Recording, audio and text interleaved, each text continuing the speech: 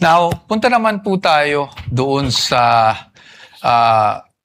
nature ng confidential operations, no? You would agree with me na pagdating po sa confidential operations, delikado po pag nagkakaroon ng leak of information. Tama po ba? Can you repeat your question?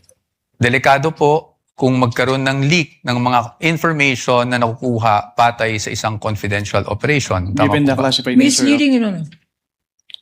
I'm just asking for his opinion. The witness would have been able to answer. Witness may answer. given the classified nature Yes. of the confidential fund.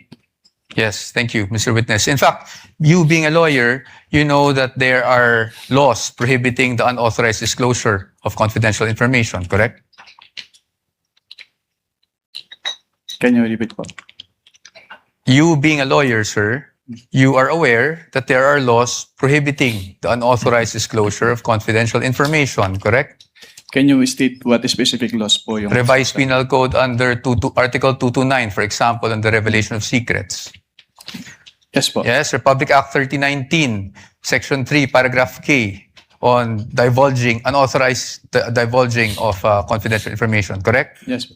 And you being a public officer under 6713, alam niyo rin po na hindi po pwedeng basta-basta mag-disclose without the authority ng mga confidential information. Tama po ba? Yes po.